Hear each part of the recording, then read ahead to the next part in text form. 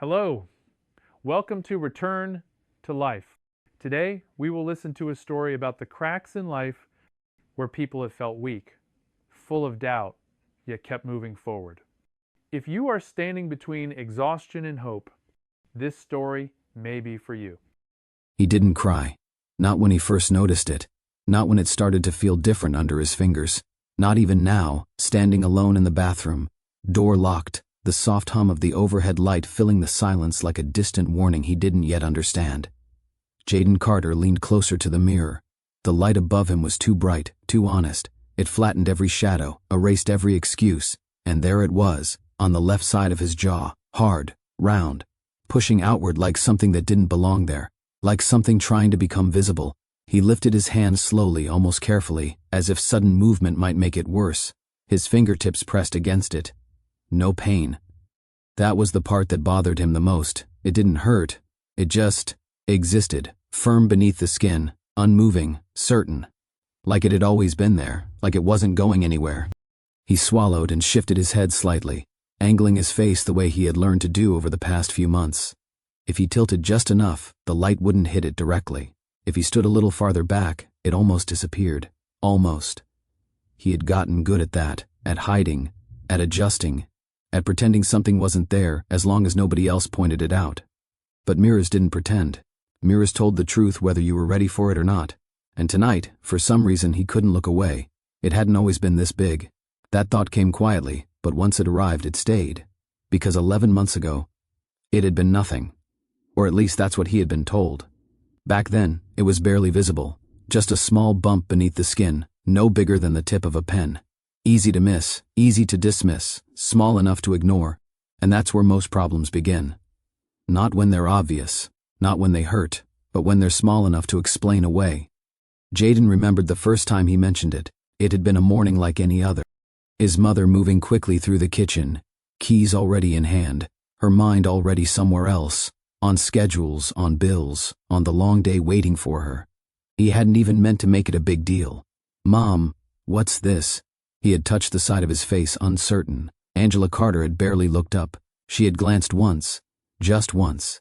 And in that single second, she made a decision that would echo far longer than she could have ever imagined. It's just a pimple, baby. Just. That word should have ended the conversation, and it did, because once something has a name that sounds harmless, people stop being afraid of it. They stop questioning it. They move on. And so did she. She kissed his forehead, grabbed her keys, and walked out the door, and Jaden stayed behind. He had stood there for a moment longer, fingers still resting against that small, hard spot beneath his skin. It didn't feel like a pimple. But his mother worked at a hospital. She cleaned the floors, wiped down rooms, emptied trash bins, but to him, that still meant something. It meant she knew things. It meant she would recognize something serious. So if she said it was nothing, then maybe it was. That's how trust works. Especially when you're 13. You don't argue, you don't research, you accept, and you adjust. At first, he forgot about it. Days passed, then weeks. It didn't hurt, it didn't change much, it stayed quiet. And so did he. Because the most dangerous things don't always announce themselves. They don't interrupt your life. They don't demand attention. They simply wait and grow. Slowly, silently, patiently.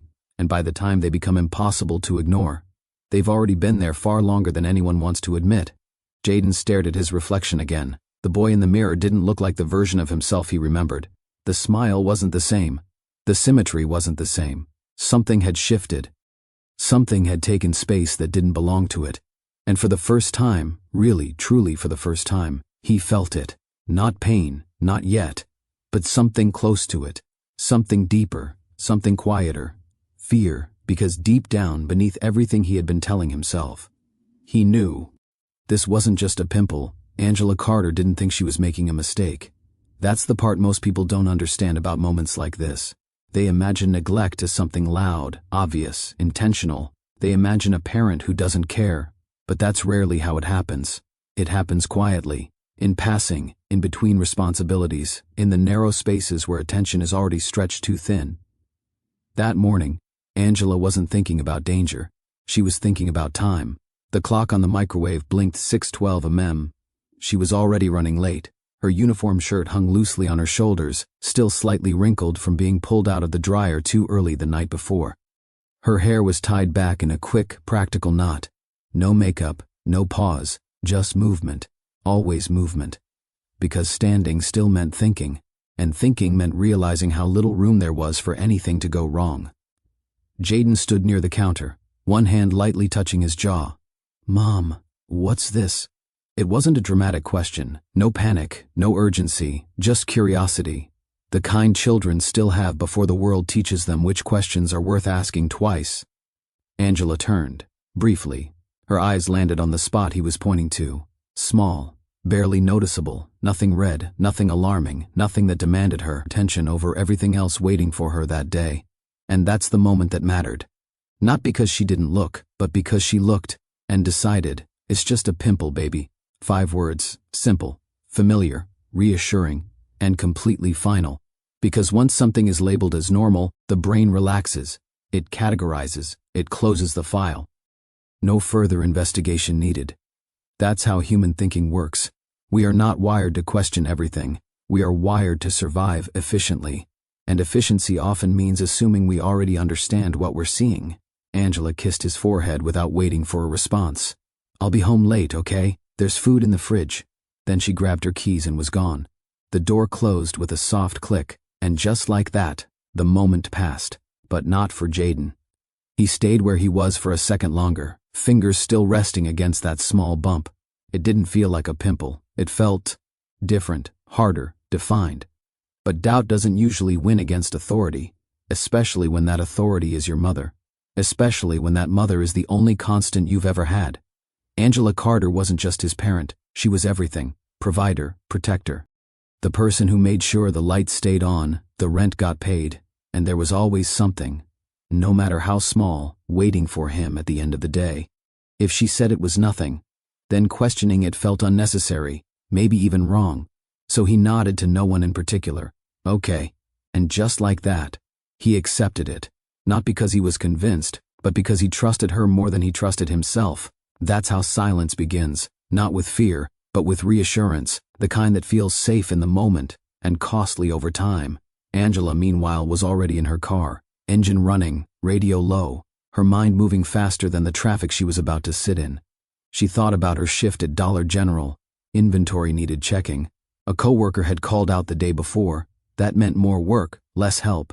After that, she had just enough time to grab something quick to eat before heading into her night shift at the hospital. Cleaning rooms, emptying bins, wiping surfaces that most people never thought twice about. It wasn't glamorous work, but it was necessary.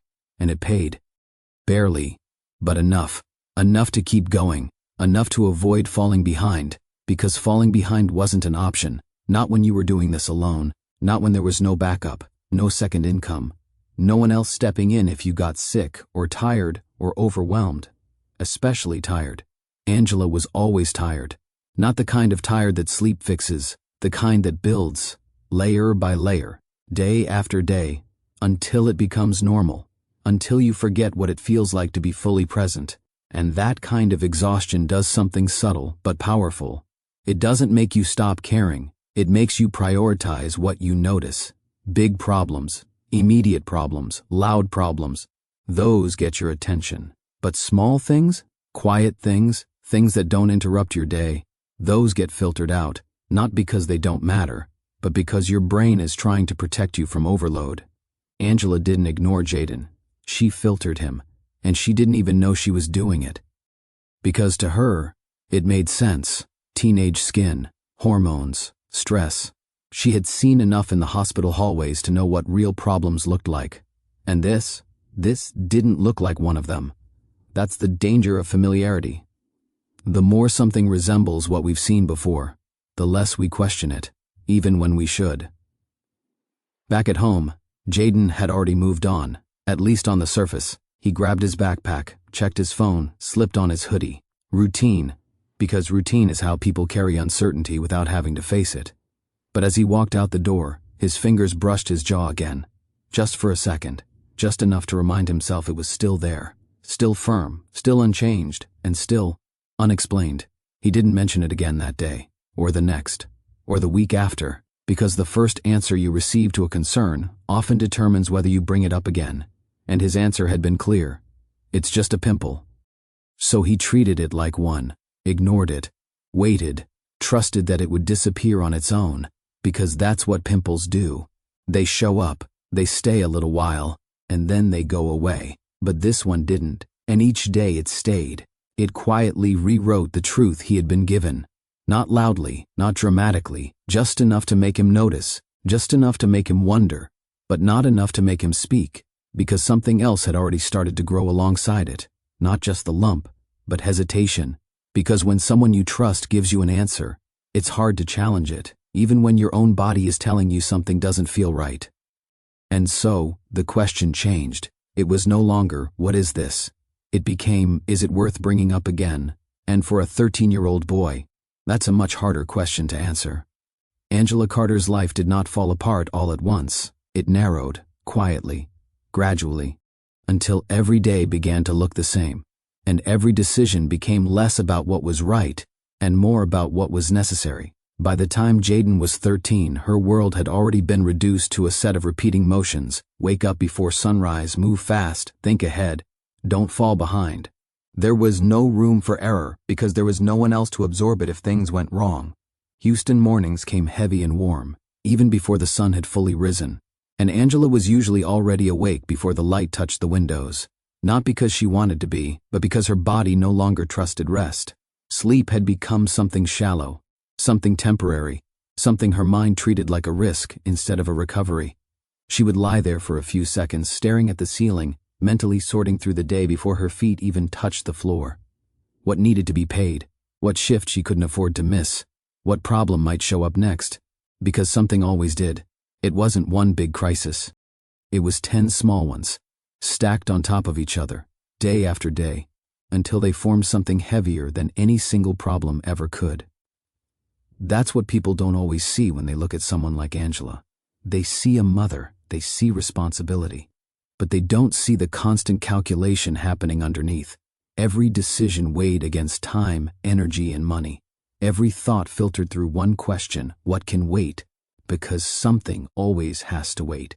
And over time, that question becomes a habit, a reflex. You stop asking what matters. You start asking what's urgent. And those are not the same thing. By 7 a.m., Angela was already on her feet at Dollar General, fluorescent lights buzzing overhead, scanning items, stocking shelves, answering questions that repeated themselves in slightly different voices all day long. The store smelled faintly of plastic and cleaning solution, a scent that never quite left her clothes, even after washing them. Her back ached before noon most days. Her feet throbbed long before her shift ended. But she kept moving, because stopping meant falling behind, and falling behind meant consequences she couldn't afford. Late fees, missed payments, disruptions that ripple outward into everything else. And when her shift ended, she didn't go home to rest. She transitioned, grabbed something quick to eat, sometimes just a snack from the store itself, sat in her car for a few minutes if she was lucky, and then drove across the city to her second job. Houston Methodist Hospital looked different at night, quieter, colder. The hallways stretched longer when they were empty, the polished floors reflecting overhead lights in a way that made everything feel distant and slightly unreal. Angela pushed her cleaning cart through those corridors like she had done hundreds of times before. The wheels squeaked softly. The scent of disinfectant followed her everywhere. She moved from room to room, wiping down surfaces, replacing linens, emptying trash cans filled with the remnants of other people's worst days. She saw things most people never saw, not directly, not in detail, but enough.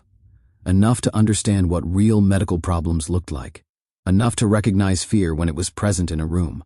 Enough to believe that if something truly serious was happening, it wouldn't look small, it wouldn't look quiet, it wouldn't look like a tiny bump on a teenager's jaw. And that belief stayed with her. It shaped how she interpreted things, how she filtered what deserved attention and what didn't.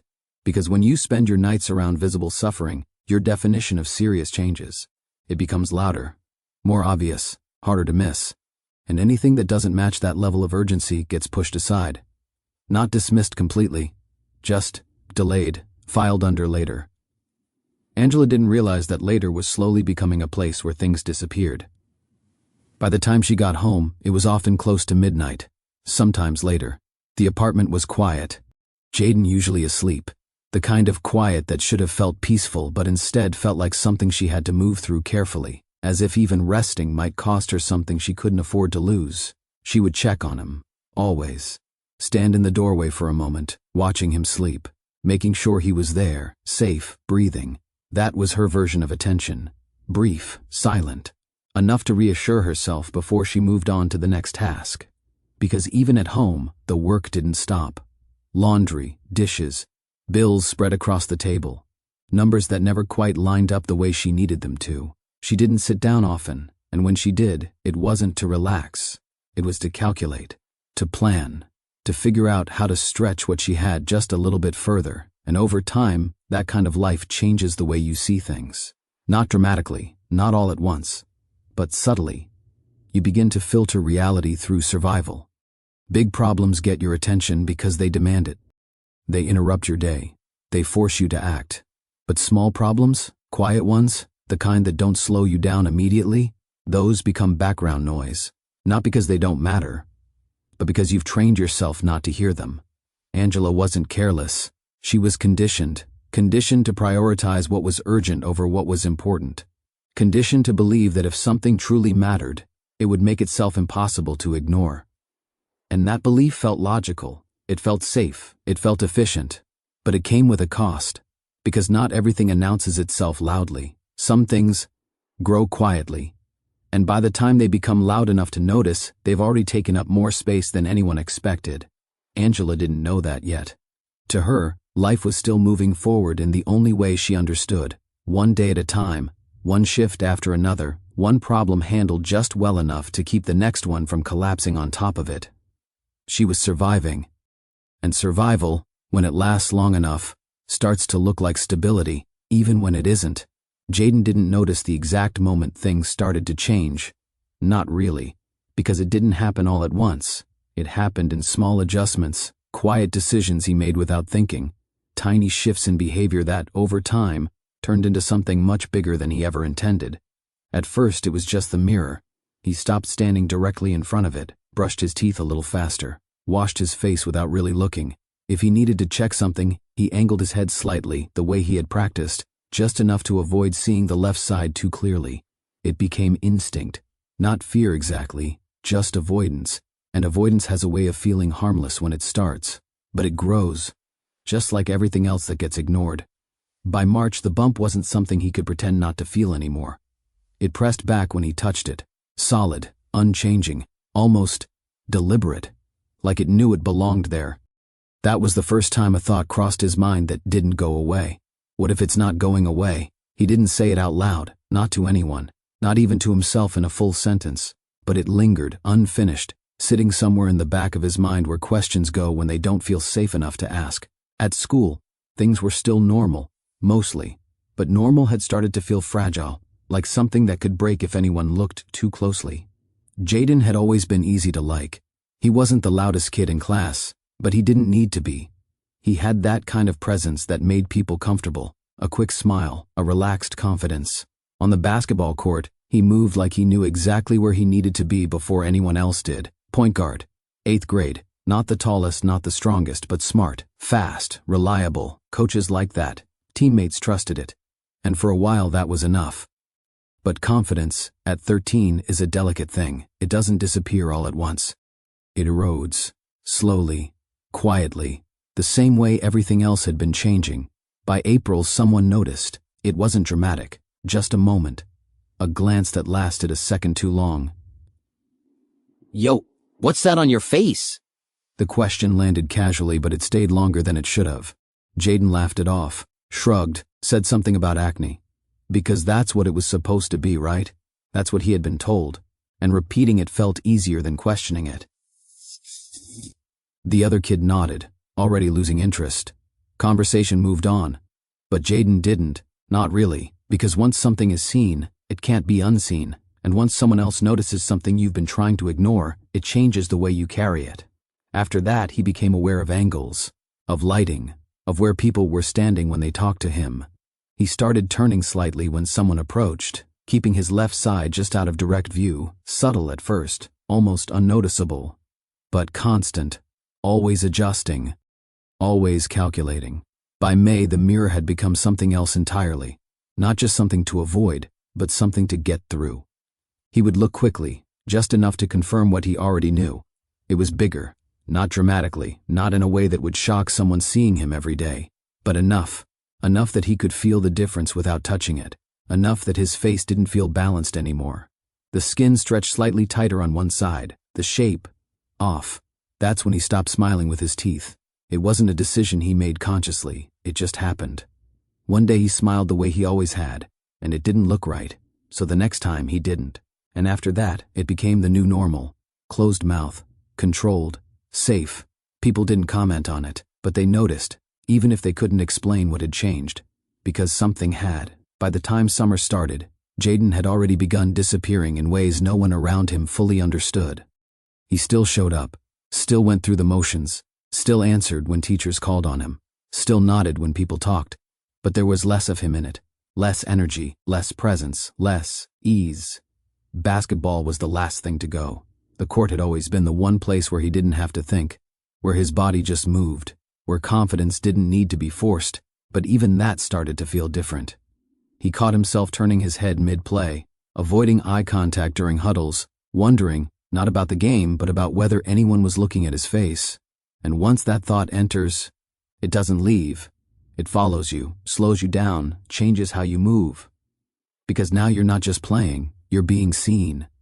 And for the first time, being seen didn't feel good. It felt dangerous. The last game he played that season, he scored 12 points. 2 assists, 1 steal. Statistically, it was fine, normal. But he didn't feel normal. Not even close. After the game, one of his teammates slapped him on the back. "You good, man? You been kinda quiet lately." Jaden nodded. "Yeah. Just tired." It was the easiest answer, the safest one, and it worked, because people accept simple explanations. They don't dig deeper unless you give them a reason to, and Jaden had already learned not to. That night, he sat on his bed, laptop open, the glow of the screen lighting up his face in the dark. He typed slowly at first, then faster. Hard lump on jaw won't go away. He stared at the results, words he didn't fully understand: tumor, cyst, surgery, cancer. His chest tightened slightly, not in panic but in recognition, not of what it was, but of what it might be. He closed the laptop, immediately, like the act of seeing those words had crossed a line he wasn't ready to deal with. He pulled the covers over his head, the way younger kids do when they're trying to hide from something that isn't really in the room. Except this was. It was under his skin. And for the first time, he didn't feel confused. He felt alone, not because his mother didn't care, not because no one was around, but because he had already been given an answer. And that answer had quietly closed the door on asking again. That's how silence grows. Not from neglect, not from absence, but from a moment when someone speaks up and feels unheard. After that, they don't always try again. They adjust, they adapt, they carry it themselves. Jaden lay there in the dark, one hand resting lightly against his jaw, not pressing, not testing, just feeling it, present, real, unchanged. And in the quiet of that room, with no one else to hear it, a different kind of thought settled in, not loud, not dramatic, just steady.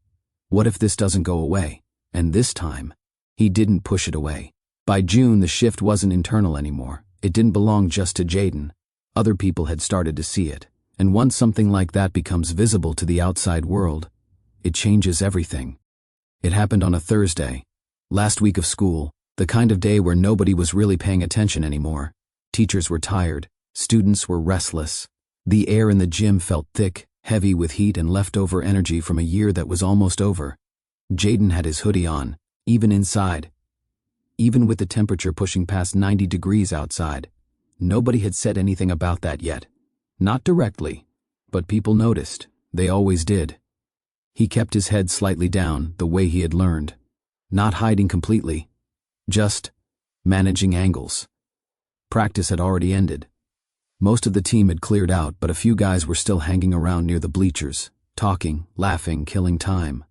Jaden walked toward the exit, and for a second, just a second, he forgot. He'd turned his head the wrong way. The light from the high gym windows hit the left side of his face directly. No shadow, no angle, nothing to soften it, Just the full shape of it, clear, undeniable. That was all it took. Yo, hold up. The voice wasn't loud. Not at first, just enough to stop him. Jaden froze, slowly turned back. Andre stood near the bleachers, phone already halfway raised, eyes locked onto his face, not with concern, but with curiosity. The wrong kind. Bro, what is that? There it was again, that question. But this time, it didn't feel casual. It felt different, because now there were other eyes, other people turning, other attention shifting. Jaden forced a small smile, the controlled one, just acne. Same answer, same script, but it didn't land the same way anymore.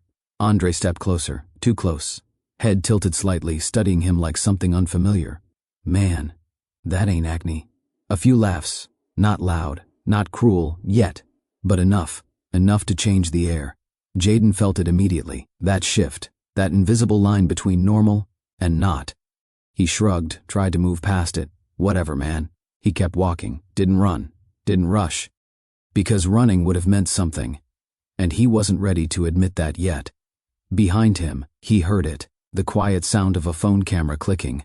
He didn't turn around, didn't say anything, just kept walking. But something inside him tightened, not panic, not even fear, something colder, recognition, because deep down, he knew what that meant. That night the video was posted. 12 seconds, that's all it was. 12 seconds of someone else controlling how you're seen. Andre had zoomed in, slowly, from a distance, to Jaden's face. No context, no explanation. Just focus, and a caption underneath, "Bruh got a whole alien growing out his face." Sent to a group chat. 87 people. It spread faster than anything Jaden had ever been part of, because that's how things work now. It doesn't need to be important, it just needs to be different. By the time Jaden saw it, it already had dozens of views, messages stacking, reactions flooding in. Yo, what is that? That's wild, bro. Man needs a doctor for— Nah, that's crazy. Each one small on its own, but together, heavy. He stared at the screen, didn't scroll at first, just looked. Because once you start reading, you don't stop, not until you've seen enough to hurt, then more. Because part of you thinks maybe the next comment will be different. It never is. He kept reading, face expressionless, body still. But something inside him was shifting, cracking. Because this was different than before. Before, it was something he could manage, something he could hide, something that only existed when he allowed it to. Now, it belonged to everyone. It had a life outside of him, outside his control, outside his silence, and that's when it changed from a problem to an identity. The next day, school felt different, not louder, not obvious, just aware. People didn't all say something, they didn't have to. Some just looked longer than they should have. Some whispered, some glanced, then quickly looked away when he noticed, and some didn't hide it at all. Yo, that's him. That's the kid from the video. Jaden walked through it like he wasn't part of it, head slightly down, hoodie up, same as always. But now it wasn't about hiding something small. It was about carrying something visible, and visibility changes everything. Because when something is seen by others, it becomes real in a different way. He sat in the back of every class that day, not because he had to, because it was safer, less exposure, less chance of someone sitting too close, less chance of being looked at directly. Even teachers noticed something was off. "Jaden, you okay?" He nodded. "Yeah, same answer, always the same." Because explaining it would have meant acknowledging it, out loud, and he wasn't ready for that. At lunch, he didn't sit with his usual group, didn't sit at all. Grabbed something quick, ate part of it, threw the rest away. Left early. Because the cafeteria had too many angles, too many eyes, too much light, and for the first time, too much awareness. That afternoon, he walked past the gym, stopped for a second, just stood there. Through the glass he could see the court. Empty now, quiet, the place that used to feel like his, where nothing else mattered, where he didn't have to think about how he looked, only how he moved. And for a moment, he considered going in, just shooting a few shots, just feeling normal again. But then the thought came, not loud, not dramatic, just clear. They've seen it now, and that was enough. He kept walking. That was the last time he went near the court that summer. He didn't announce it, didn't tell anyone he was quitting. He just stopped showing up. Because leaving quietly feels easier than explaining why. At home, nothing changed on the surface. Angela still worked, still moved, still survived. And Jaden still said he was fine, still answered when spoken to, still stayed out of the way, but the silence between them had changed. Before it was neutral, now it had weight, because both of them were living in the same space, but experiencing completely different realities. Angela saw a son who was a little quieter than usual, maybe tired, maybe going through something, normal teenage stuff, manageable, temporary. Jaden lived inside something else entirely, something growing, something visible, something that now followed him everywhere, even when no one was around. Because once shame settles in, it doesn't leave when the room empties, it stays, it echoes. It becomes part of how you see yourself. That night he lay in bed again, same position, same silence, his phone face down beside him, notifications still coming in. He didn't check them anymore, didn't need to. He already knew what they would say. His hand rested lightly against his jaw, not pressing, not testing. Just there. And for the first time since this all started, he didn't think about whether it would go away. He thought about something else, something heavier, something harder to admit. What if everyone else is right? And that question didn't come with an answer. Saturday mornings were rare in Angela Carter's world, not because they didn't exist, but because they didn't belong to her. Most weekends were just extensions of the same cycle, extra shifts, extra hours, extra ways to make sure nothing slipped through the cracks. But this one was different. A schedule change, a canceled shift, something small that, for once, worked in her favor. She woke up later than usual, not by much, but enough to notice the difference. The apartment felt quieter in the morning light, softer, the kind of quiet that didn't feel like pressure. For a moment, lying there, she let herself believe she could move slower today, just a little. She got up, tied her hair back, and walked into the kitchen. Pancakes. It wasn't something she did often, not because she didn't want to, but because time rarely allowed for it. Pancakes meant standing still, mixing, waiting, flipping at the right moment. It meant not rushing, it meant being present, and presence had become a luxury. The batter sizzled as it hit the pan. The smell filled the small apartment quickly, warm, familiar, almost comforting in a way she hadn't realized she missed. For a few minutes, everything felt normal. Not survival, not pressure. Just a mother making breakfast for her son. She stacked the pancakes on a plate, added a small piece of butter on top, watched it melt slowly into the surface. Simple, quiet, good. "Jaden?" she called out. No answer. She glanced toward the hallway. "He's probably still asleep," she muttered to herself. She picked up the plate and turned slightly, about to walk toward his room. And that's when she heard it. A door opening, soft, behind her. She turned. Jaden stepped into the kitchen, hoodie on, same as always. For a split second, nothing registered as different. Just her son, 13 years old, quiet, a little thinner than she remembered, a little more withdrawn maybe, but kids go through phases. She had told herself that before. It made sense. It always made sense. "Morning, baby," she said, a small smile forming automatically. Jaden nodded. "Morning." His voice was low, flat, but not unusual, not enough to trigger anything. Angela shifted the plate slightly in her hands. "I made pancakes. Sit down, eat before they get cold." Jaden hesitated, just for a moment. Then he reached up and pulled his hood back, and everything stopped. Not dramatically, not loudly, just completely. Because for the first time, really seeing him in full light, without angles, without shadows, without anything hiding what had been growing right in front of her for almost a year, Angela Carter saw her son's face. And it was no longer something she could explain away. The left side of Jaden's jaw was wrong, not slightly different, not something subtle, wrong. The skin stretched tight, unnatural, the shape pushed outward in a way that didn't belong to anything familiar. It had changed the symmetry of his entire face, warped it, claimed space that should have never been taken. It wasn't a pimple, it wasn't even close, it was something else, something that had been there long enough to grow, without her stopping it. The plate slipped from her hands. It didn't shatter immediately. It hit the floor first, ceramic against tile, a sharp, hollow crack. Then it broke, pieces scattering. Syrup spreading, butter sliding off to the side. But Angela didn't look down. She couldn't. Her eyes were locked on Jaden. Her breathing slowed, but not in a calm way. In the way your body reacts when it doesn't know what to do with what it's seeing. "Jaden." Her voice came out thinner than she expected. What is that?"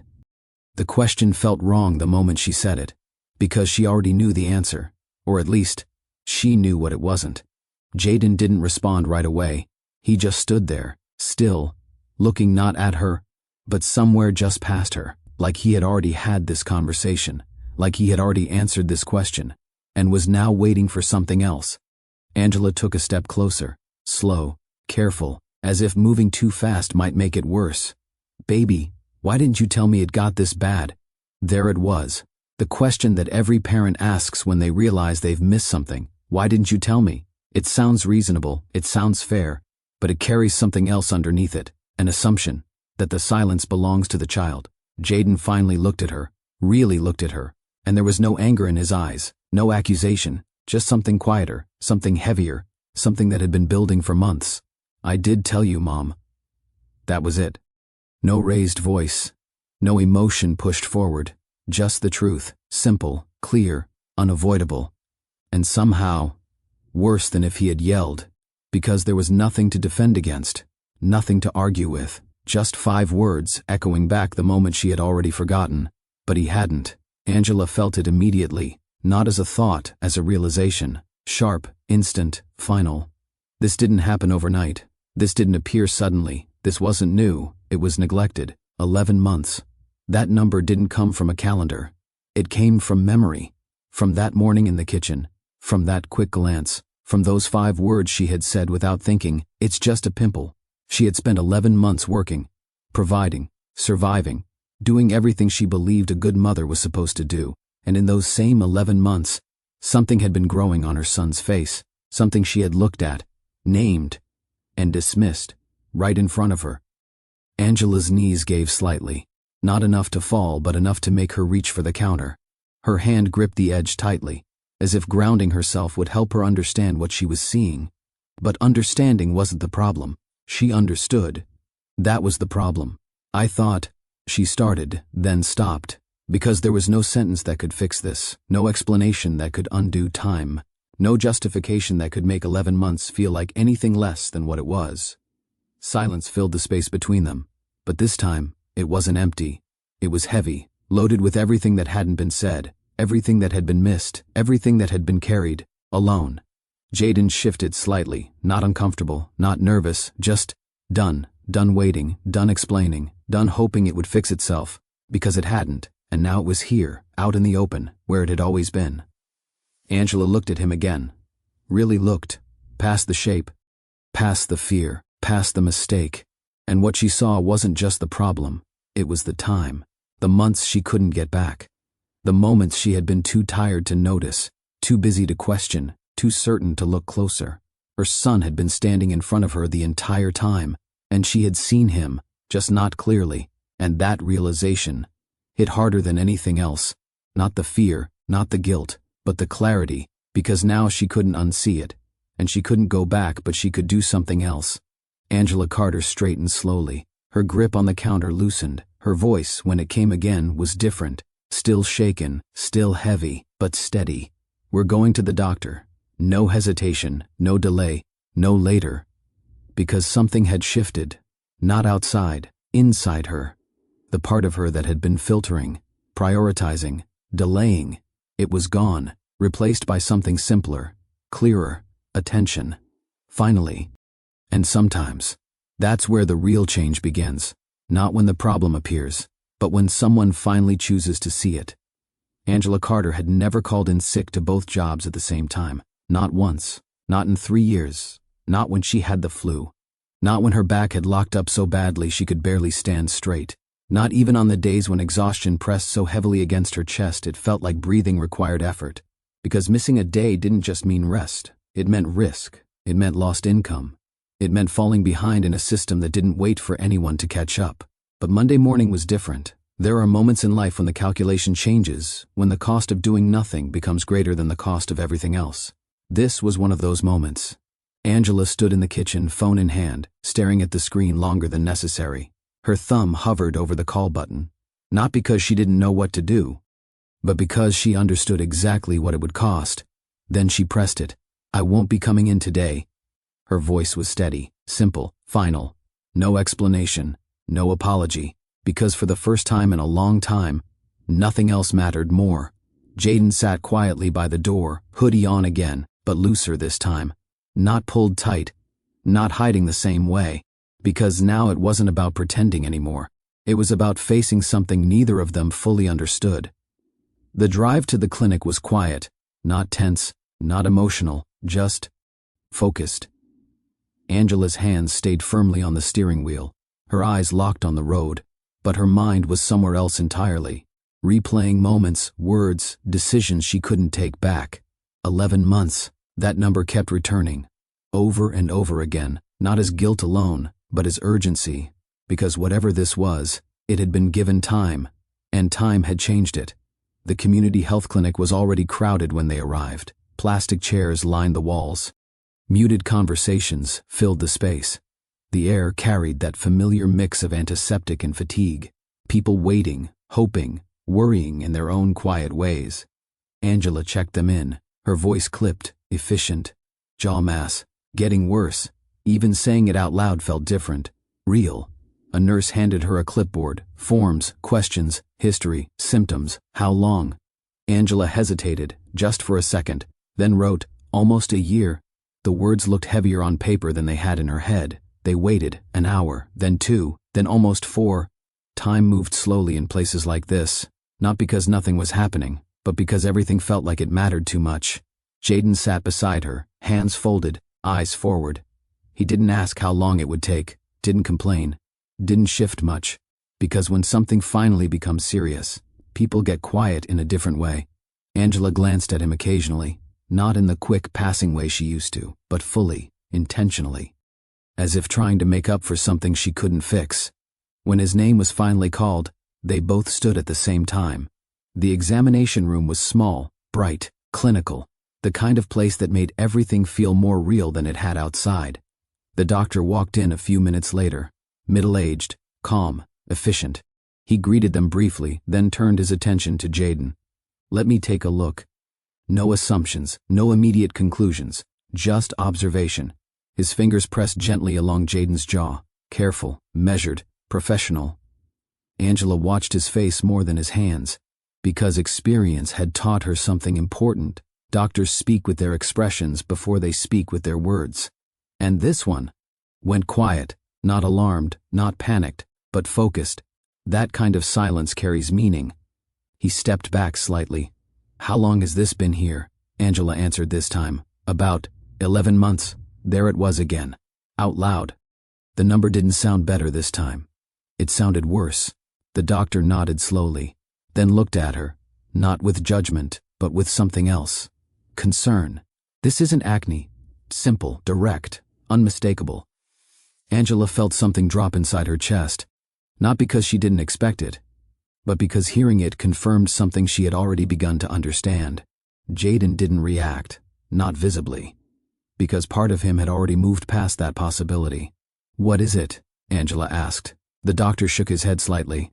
I can't say for sure here, but your son needs imaging, and he needs to see a specialist. A pause. Then, more firmly, as soon as possible. That was the moment the situation changed again, from concern to urgency. There's a difference between something being wrong and something needing immediate attention. Angela heard it, felt it, understood it. How soon? She asked. Soon, the doctor repeated. I'll put in a referral. You should hear back within a few days. If it grows, or if anything changes, don't wait. Don't wait. That phrase landed harder than anything else, because waiting was exactly what had brought them here. Angela nodded. Okay, no questions about cost. No hesitation, because once something crosses that line, you stop negotiating. They left the clinic with a folder of paperwork and a silence that felt different than before. Not heavy, not empty, directed, focused. For the first time since this began, they weren't guessing anymore. They were moving. 2 weeks later, they sat in a different waiting room. Larger, quieter, more controlled. Texas Children's Hospital. The name alone carried weight, reputation, expectation. This was no longer a possibility. It was a case, a situation that required expertise, precision, answers. Angela sat beside Jaden, her posture straighter than before, her attention sharper. Not scanning her phone, not lost in thought. Present, fully. because something had shifted inside her. She wasn't filtering anymore. She wasn't prioritizing. She wasn't delaying. She was watching, listening, absorbing every detail, every word, every second. Because now she understood something she hadn't before. Attention isn't automatic, it's a choice. And she had finally made it. The door opened. A woman stepped in, confident, calm, composed in a way that came from experience, not detachment. "Jaden Carter?" Angela stood immediately. "That's us." The woman smiled slightly. "I'm Dr. Hannah Cole." And just like that, they had crossed into the next phase, not of fear, but of truth. Whatever this was, they were about to find out. The MRI didn't take long. Understanding it did. Angela sat beside Jaden in the consultation room, her hands clasped tightly together, fingers interlocked in a way that suggested she was holding on to something invisible. Control, maybe, or hope, or simply the need not to fall apart before she had all the information. Dr. Hannah Cole stood across from them, tablet in hand, calm, measured, the kind of calm that doesn't eliminate fear, but shapes it into something manageable. "I'm going to walk you through what we're seeing," she said. Angela nodded. Jaden didn't move. The scan appeared on the screen, black, white, and shades of gray that meant nothing to Angela at first glance, but everything to the person explaining it. Dr. Cole pointed. "This area here."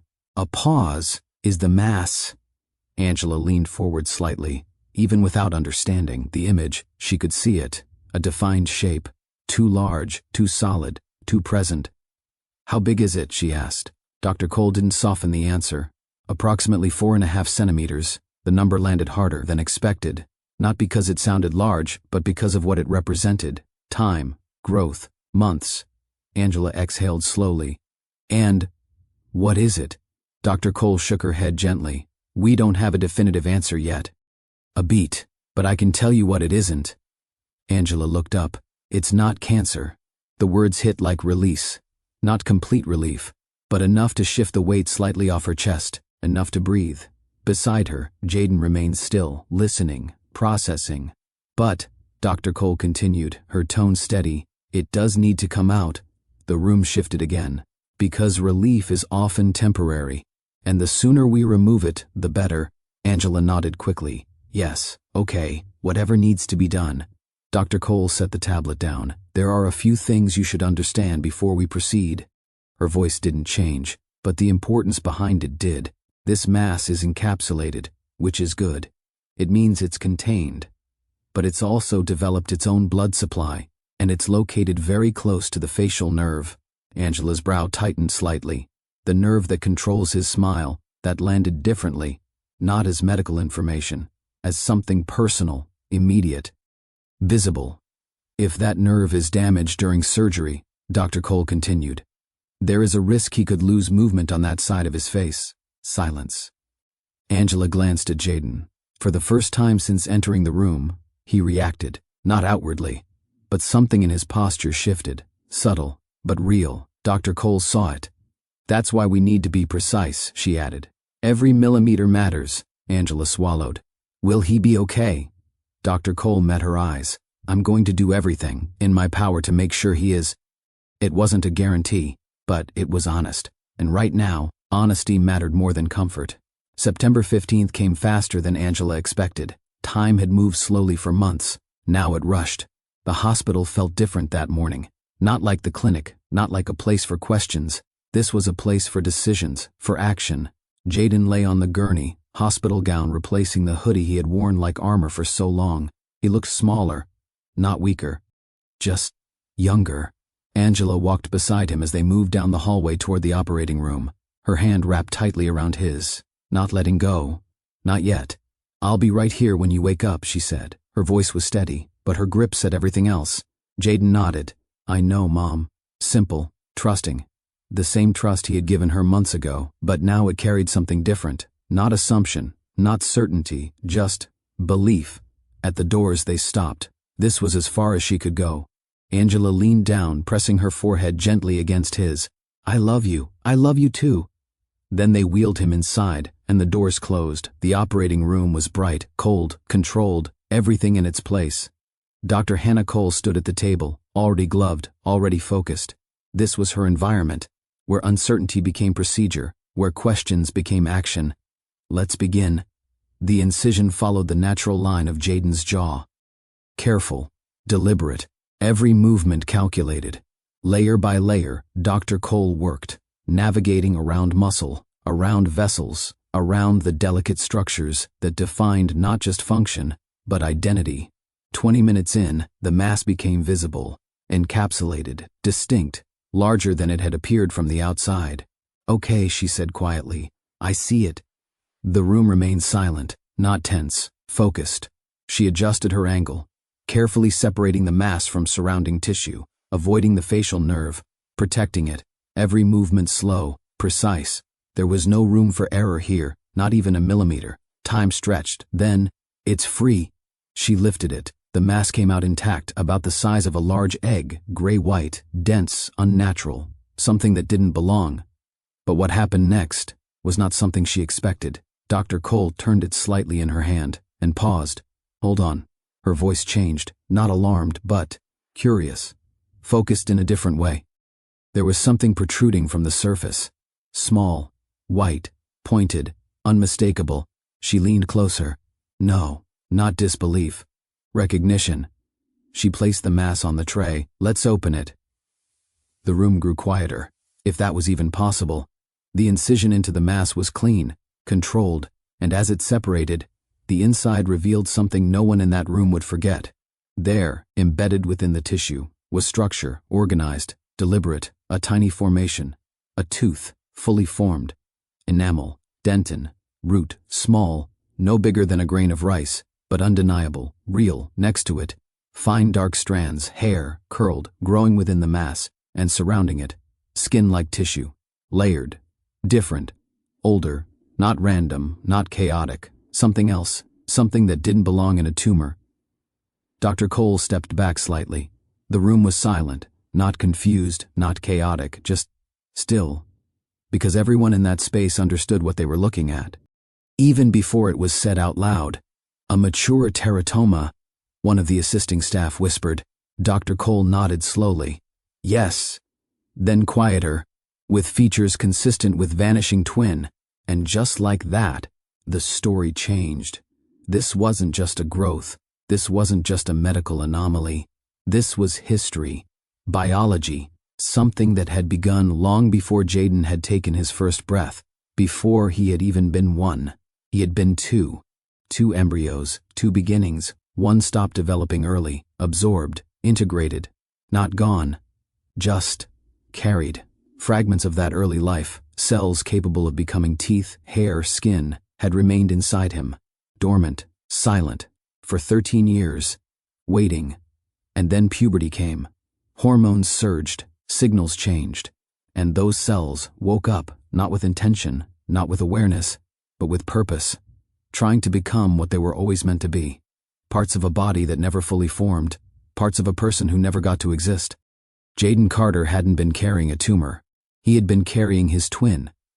When Angela saw him after surgery, the first thing she looked at wasn't the bandage, it was his face, and for the first time in almost a year, it looked like his again. Swelling, yes. Healing, yes. But the shape was right, balanced, whole. She sat beside him as he slept, quiet, still, her hand resting gently near his. Not gripping, not holding tight, just there, present. Dr. Cole entered the room softly. Angela stood immediately. What was it? Her voice carried everything. Fear, hope, exhaustion, guilt. Dr. Cole took a breath, then explained, carefully, clearly, not simplifying but guiding. Angela listened, didn't interrupt, didn't move. And when it was done, she asked only one question. Was it a boy or a girl? Dr. Cole paused, not because she didn't understand the question, but because she did, and that made it harder to answer. "We can't determine that," she said gently. "I'm sorry." Angela nodded slowly, then looked back at Jaden, at his face, at the boy she had almost lost to something she hadn't seen clearly enough. Her voice dropped to a whisper. He was never alone.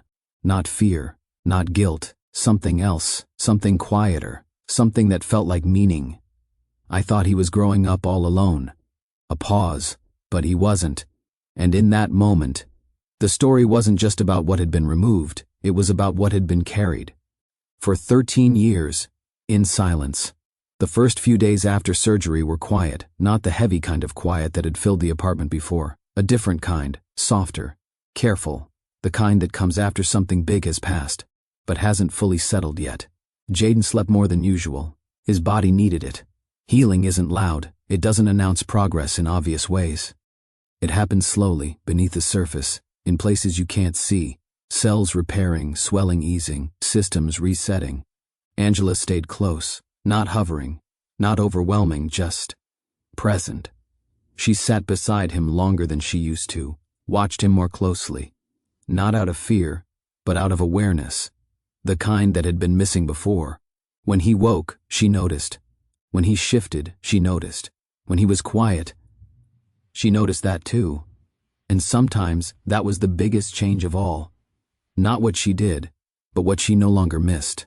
A week later, the bandage came off. The swelling had gone down enough to reveal what both of them had been waiting to see, but neither had said out loud. His face, not perfect, not untouched, but his. The left side no longer pushed outward. The tension in the skin had eased, the shape balanced again in a way that felt familiar.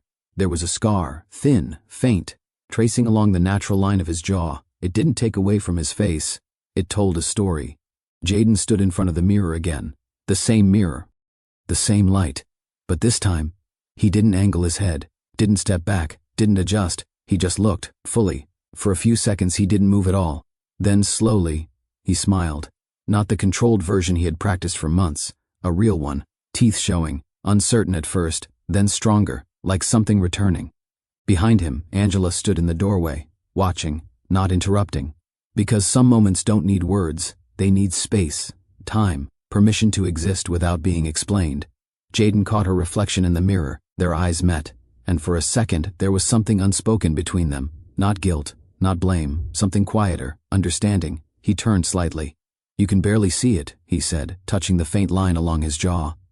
Angela smiled. "It'll fade even more." A pause. Then softer. "But even if it doesn't, it's okay." Jaden nodded.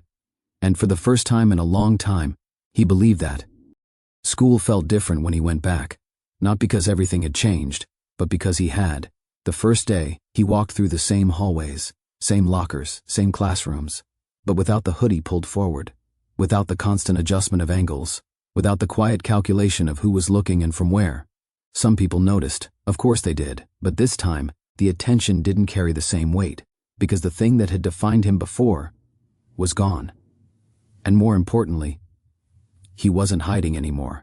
In the gym, the court looked exactly the same. Polished floor, faint squeak of sneakers, echo of voices bouncing off high walls. Nothing had changed, except him. He stood at the edge for a moment, ball in his hands, feeling the texture, the familiarity, the memory of something he had almost lost. Then he stepped forward, dribbled once, twice. The rhythm came back faster than he expected, like it had been waiting, like it had never really left. That afternoon, he rejoined practice. No announcement, no explanation, just presence. And sometimes that's enough. The first game back he scored 14 points, 2 assists, 1 steal, not perfect, but real. And in the stands, Angela Carter stood louder than anyone else, clapping, cheering, calling his name like she had something to prove, not to anyone else but to herself. That she was here, that she was paying attention, that she wasn't missing at this time. Later that night, the apartment felt different again, not because anything new had happened, but because something old had changed. Angela sat at the edge of her bed, a small piece of folded paper in her hand.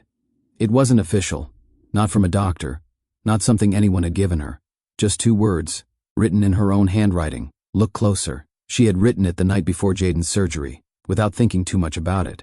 Just something she needed to remind herself. Something simple enough to hold on to. Something strong enough not to ignore.